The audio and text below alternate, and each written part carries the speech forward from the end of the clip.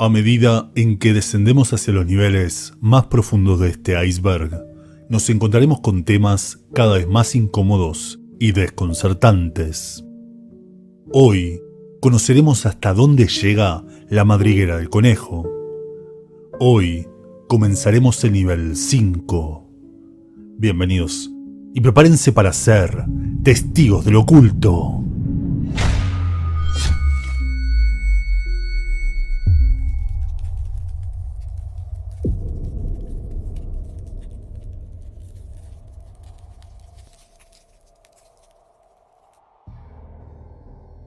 Déjame decirte por qué estás acá. Sabes algo. Lo que sabes no lo puedes explicar, pero lo sentís. Lo sentiste toda tu vida. Hay algo mal en el mundo y es momento de descubrirlo. Es momento de entrar al nivel 5 y descubrir hasta dónde llega la madriguera del conejo.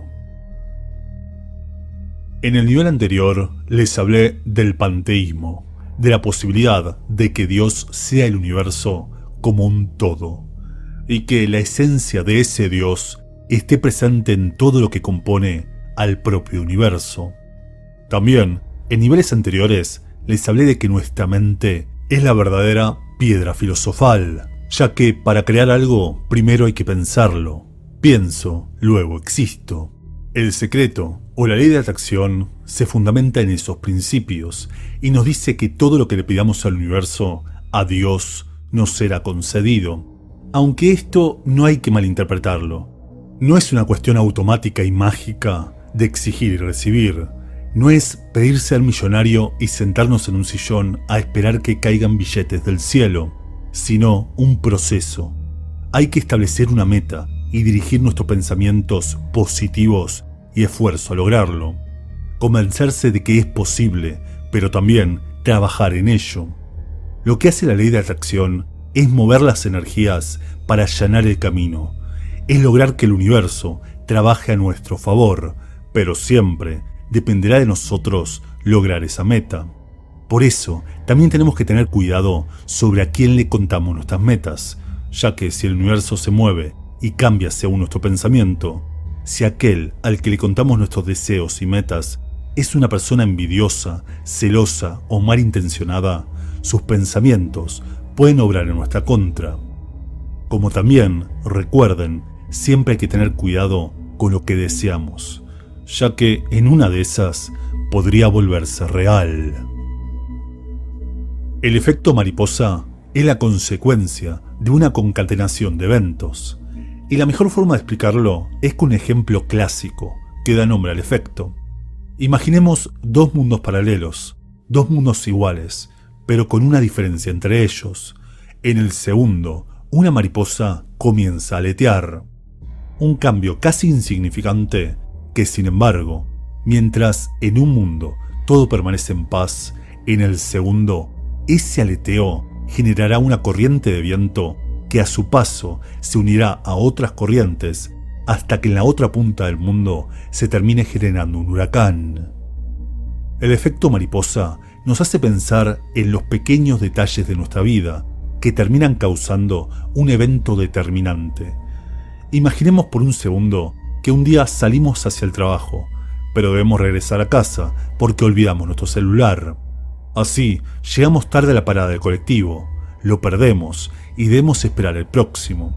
Y gracias a eso, terminamos conociendo a la persona más importante de nuestra vida. Esto ya lo había explicado, pero YouTube decidió borrar ese video. Este asunto de la pizza nació durante las elecciones presidenciales de Estados Unidos en 2016, cuando Wikileaks filtró unos curiosos correos electrónicos de Hillary Clinton y el jefe de su campaña, John Podesta, quienes hablaban muy entusiasmados sobre comer pizza. Lo que pasa es que si cambiamos la palabra pizza por otras relacionadas con menores y la relacionamos con otros puntos que vimos en este iceberg, como los Missing 411, los túneles secretos de Disney y el proyecto Charlie, todo toma un grotesco y oscuro sentido. Sobre esto, al menos por ahora, sigo teniendo un video en mi canal que nos habla sobre una isla donde gente muy poderosa hacía fiestas que involucraría ese tema de la pizza. Y dejémoslo ahí. Pero el título habla de las islas de la perversión, y es que la de Epstein no es la única. La isla de Jersey es una pequeña isla perdida entre Francia e Inglaterra, donde el 90% de sus casas son enormes mansiones de gente muy poderosa que no quiere ser identificada y que permanecerían cerradas casi todo el año. Una isla donde sus 100.000 habitantes son empleados de esos magnates, quienes contratan exclusivamente personal de la isla, como si no quisieran que se filtre lo que sucede ahí dentro. Una isla que además está plagada por estas estatuas perturbadoras y que tiene una larga lista de abusos. Mi azul no es tu azul suena a un delirio extraño, pero es una reflexión bastante interesante que nos va a dar mucho de qué pensar. De chiquitos se nos enseña que el cielo es celeste, y por carácter transitivo, que por ejemplo, la camiseta argentina también es celeste. Pero, ¿y si el ejercicio fuese al revés? ¿Y si nos pidiera determinar, sin conocimiento previo, de qué color es cada objeto? Quizá no todos estaríamos de acuerdo.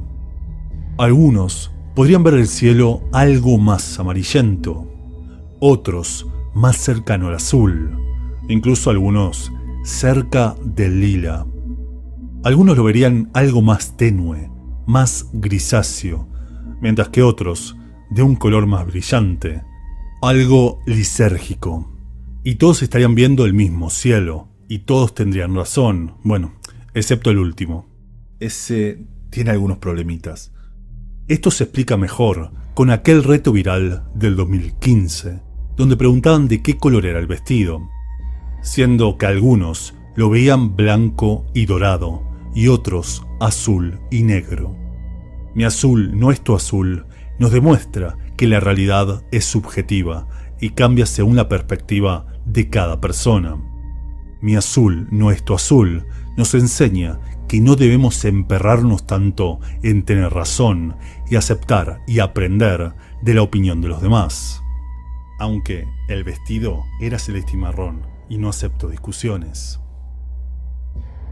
Así como El Secreto nos enseñó que la mente es la piedra filosofal que transforma la realidad, el pienso, luego existo, los monjes tibetanos llevaron ese conocimiento un paso más allá, comprendiendo a la mente por sobre la materia, siendo así capaces de materializar los pensamientos, llegando a crear objetos y hasta seres por medio de la meditación. Un tema que lo podemos relacionar, y es que llegados a la mitad del iceberg, es imposible no empezar a relacionar temas. Lo podríamos relacionar con la mano de Fancy Levy, aquel caso donde un bombero, aterrado por el mal presentimiento que desencadenaría su muerte, dejó marcada la imagen de su mano en una de las ventanas del cuartel, una marca que jamás pudieron borrar. Como si su energía negativa, su energía densa y cargada de sufrimiento, se hubiera materializado en la huella que dejó en aquella ventana. Como si su huella sería una tulpa. De la misma forma existen los segregores, entidades psíquicas o manifestaciones creadas a partir del inconsciente colectivo. Un ejemplo al respecto lo vimos en este video, donde en un momento hablamos sobre la posibilidad de que Slenderman, un ser ficticio creado para un concurso de historias de terror, se haya vuelto real. Tras el caso de unas niñas que intentaron asesinar a una tercera con tal de ganarse el favor de este ser. Y es que al final, si Slenderman afecta a nuestro mundo, ¿eso no lo vuelve real? Las calaveras de cristal serían, como su nombre lo dice, una serie de calaveras que estarían talladas en cristales de cuarzo, descubiertas durante excavaciones precolombinas en Centroamérica. Se dice que existen 13 en el mundo, guardadas en algunos museos y en colecciones privadas, y se cuenta que serían reliquias de una antigua humanidad, como los atlantes, que habrían sido heredadas por los aztecas y los mayas, y que al reunirlas podrían causar calamidades. Otros dicen que guardarían la sabiduría heredada de esos pueblos. Lo cierto es que no se puede datar con certeza su antigüedad, pero sean de hace 12.000 años o de hace apenas 2 siglos, no dejan de ser uno de los oparts más extraños de la historia, ya que el cristal fue tallado contra su eje natural, con una precisión exacta que supera las capacidades actuales. Es incomprensible cómo el cuarzo no quedó destruido durante ese tallado. De hecho, no hay marca de errores ni arañazos en toda la pieza, simplemente es perfecta. E incluso se cuenta que en el interior de este cráneo, expuesto en el British Museum de Londres, bautizada la Calavera del Destino, se descubrió un prisma que cuando la calavera es iluminada, al ser las cavidades oculares una lente cóncava perfecta, da la impresión de que el cráneo estuviera ardiendo en llamas. A lo largo de la historia de nuestro planeta, se registraron 5 extinciones masivas. La primera fue durante el Ordovícico y el Silúrico, hace unos 440 millones de años, donde, por movimientos geológicos internos, se produjo el derretimiento de los glaciares y una posterior subida del nivel del mar, que acabó con el 60% de las especies de aquel entonces. Y sí, hace 440 millones de años también sufrían el calentamiento global. La siguiente fue en el periodo Devónico, hace unos 360 millones de años. Una extinción causada por grandes glaciaciones, quizá producidas por la caída de un meteorito, que arrasó con el 70% de las especies. Hace 250 millones de años se vivió la tercera extinción, la del Pérmico y el Triásico, conocida como la Gran Mortandad, ya que consumió un 95% de las especies tras otro impacto de un meteorito, o quizá una devastadora erupción volcánica. Luego llega la del Triásico y Jurásico, de hace 210 millones de años, que tras severas erupciones volcánicas, el continente de Pangea terminó dividiéndose. Las temperaturas subieron, sí, otra vez, consumiendo el 76% de las especies, principalmente marinas, y dando paso a los dinosaurios, quienes perecieron durante la quinta y última extinción, la del Cretácico y el Terciario, hace 65 millones de años, y tras posiblemente la caída de un asteroide en la península de Yucatán, acabando con el 76% de las especies y dando paso finalmente a la era del hombre. Hay quienes creen que por la contaminación que generamos, el maltrato de nuestro planeta y algunos efectos como la inversión de polos, de la que ya hablamos, estamos en épocas de la sexta extinción. A ver, la posibilidad de que existan colonias de esclavos humanos en Marte es al menos extravagante. Pero, visto lo visto a lo largo de este iceberg, y sobre todo con lo que está por venir, no podemos descartar al 100% nada. Lo que sí, nos permitirá hablar de varios temas interesantes. El primero de hablar al respecto fue Robert David Steele, un ex marín de los Estados Unidos y ex agente de la CIA, en una entrevista el 29 de junio de 2017 al programa de Alex Jones, donde aseguró, y cito: "Puede que tu audiencia se escandalice con esto, pero tenemos indicios suficientes para creer que existe una colonia en Marte y que está poblada por niños que son secuestrados y enviados al espacio en un viaje de 20 años. De modo que una vez que llegan a Marte, no tienen más alternativa que ser esclavos de una colonia marciana". Lo cierto es que sus afirmaciones coinciden con las de Andrew Basiago, un abogado que asegura haber sido teletransportado al planeta rojo durante la década del 80, en el marco de un proyecto secreto llamado Pegasus, en una estadía de 17 años en las que asegura haber conocido a Barack Obama joven. Declaraciones curiosamente similares a las de Laura Eisenhower, nieta del expresidente de los Estados Unidos, Dwight Eisenhower, quien sucedió a Truman, aquel que gobernó durante el incidente Roswell y habría creado el Majestic 12, mientras que Eisenhower, según cuentan, en 1954 habría firmado el Tratado de Greada de cooperación entre Estados Unidos y los extraterrestres grises. Qué interesante se vuelve todo, ¿no? Ella también asegura haber sido teletransportada a Marte. Y si este tema lo relacionamos con la alternativa 3, de la que ya hablamos en este iceberg, y el proyecto Red Sun, un supuesto proyecto clandestino de cooperación entre Estados Unidos y la Unión Soviética para crear una base militar terrestre en Marte durante la década del 70, creo que ya no podemos descartar del todo la posibilidad de que existan colonias esclavas en Marte.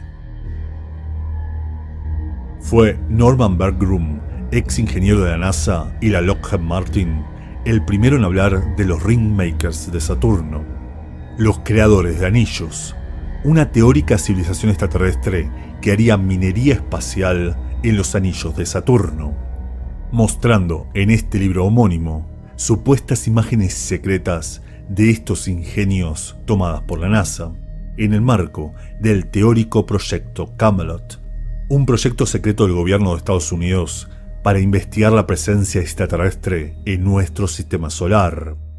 Hasta acá todo está en el marco de los supuestos, pero se vuelve cada vez más real al ver estas imágenes oficiales de los servidores de la NASA, donde se ven extraños objetos rodeando estos anillos, sumándole estos artículos oficiales de la NASA que nos hablan de misteriosos avistamientos realizados por la sonda Cassini.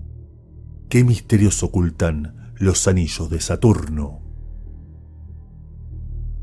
La inmortalidad cuántica es un experimento mental bastante complejo, pero voy a intentar simplificarlo. Imaginemos a una persona que está conectada a una máquina que lanza números al azar y lo asesinará cuando aparezcan, por ejemplo, dos números pares consecutivos.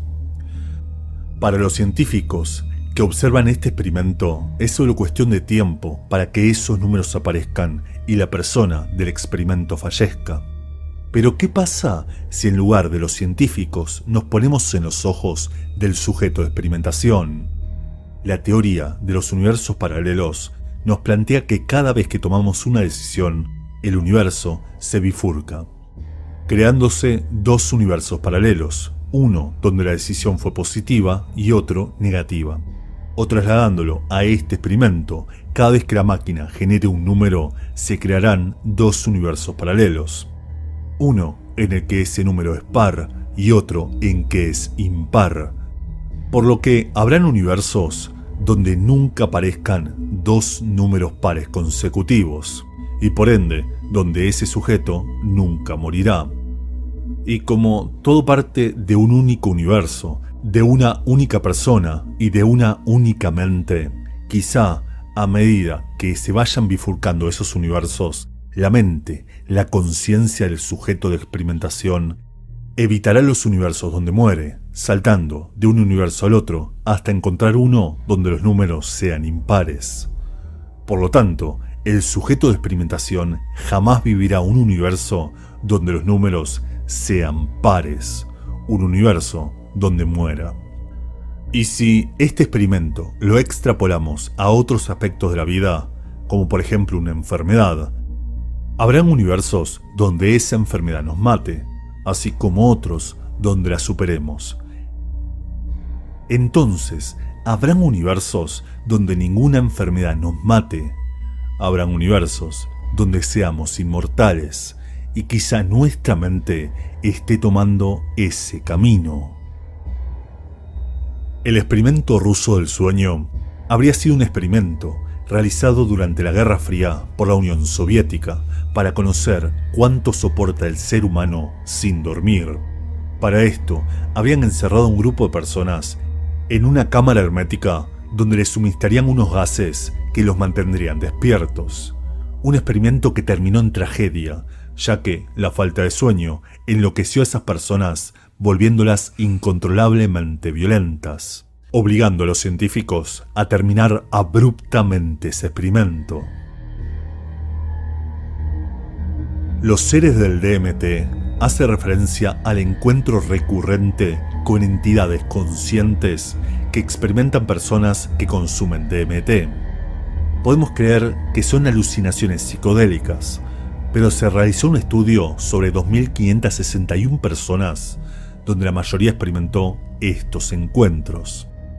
Como si estos psicofármacos fueran el medio para alcanzar otro plano de existencia habitado por seres reales que interactúan con los psiconautas. Un contacto que también se informa en personas que consumen ayahuasca. Y al respecto, miren esto. Esta es la estructura molecular de la dimetiltriptamina o DMT. ¿No les recuerda algo? El DMT representa a la constelación de Orión. ¿Acaso el DMT es una forma de contactar con los antiguos dioses? La plaga gris sería un posible fin del mundo causado por nanobots autorreplicantes. Imaginemos un robot del tamaño de una molécula. Robots que ya existen, pero estos en particular son autorreplicantes, es decir, capaces de multiplicarse, capaces de tomar recursos para crear nuevos robots, como si tuviesen descendencia. La hipótesis de la plaga gris nos habla de que estos robots consumirían materia orgánica para poder replicarse. Entonces llegarían a un punto crítico donde saldrían fuera de nuestro control y terminarían consumiendo todos los recursos de nuestro planeta. Y no estoy exagerando. ¿Recuerdan los Xenobots? Aquella mezcla quimérica entre embriones de rana y robots, que incluso son capaces de autorreplicarse. La plaga gris no es ninguna hipótesis, es una realidad que tenemos que evitar.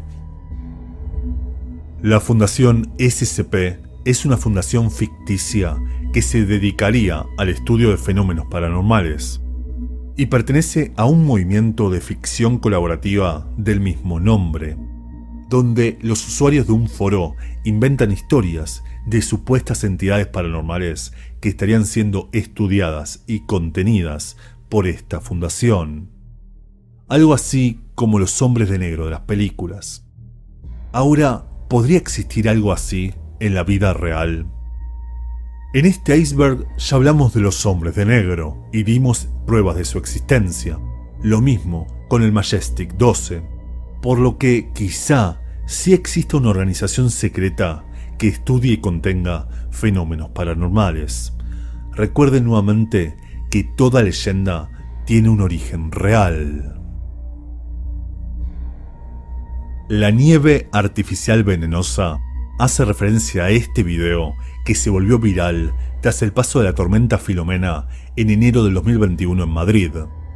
Esta mujer asegura que la nieve es plástica, ya que al acercar un encendedor no se derrite, sino que se quema, volviéndose negra y oliendo a plástico, asegurando que eso no es normal y sería prueba de que nos están intoxicando. Bien, partamos de la base de que sí es normal. La nieve se vuelve negra por el hollín y las impurezas que contienen los encendedores de butano. Y la nieve no se derrite porque el fuego del mechero es mínimo y está concentrado en un punto, por lo que el calor no afecta a la bola de nieve. De hecho, esa es la misma razón de por qué se vuelve negra.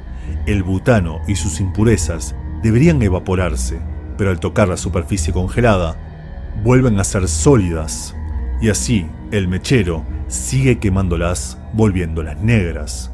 Y de hecho, esa es la razón por la que ese hollín huele a plástico. Ahora, si están en este punto, es por algo.